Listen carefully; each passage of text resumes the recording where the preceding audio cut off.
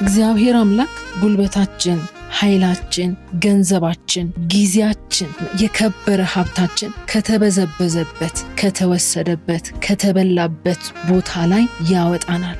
ኢየሱስ ክርስቶስ የእግዚአብሔር ልጅ ጌታ ነው። ያዕቆብ በላባ ቤት በባርነት በነበረ ጊዜ እጅግ በጣም መረረው፣ እጅግ በጣም አስጠላው። ከመረረው ነገር ካስጠላው ከላባ ቤት ከባርነት ቤት እግዚአብሔር አምላክ ከቆየበት ከሰነበተበት ዓመታትን ካስቆጠረበት ቦታ እንዳወጣው የእስራኤል አምላክ እግዚአብሔር ጉልበታችንን፣ ጊዜያችንን፣ ዘመናችንን፣ እድሜያችንን፣ ገንዘባችንን ከበላብን ቦታ በክብር ያወጣናል። የመከራችን፣ የሐዘናችን፣ የለቅሷችን ማብቂያ ይሆናል።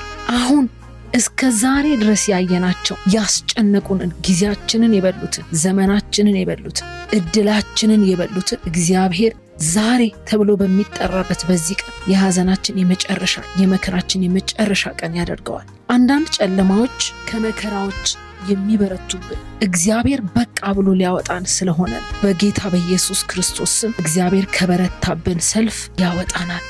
መውጣት ይሆንልናል። ዘጸአት ይሆንልናል። ኢየሱስ ክርስቶስ የእግዚአብሔር ልጅ ጌታ። አሜን።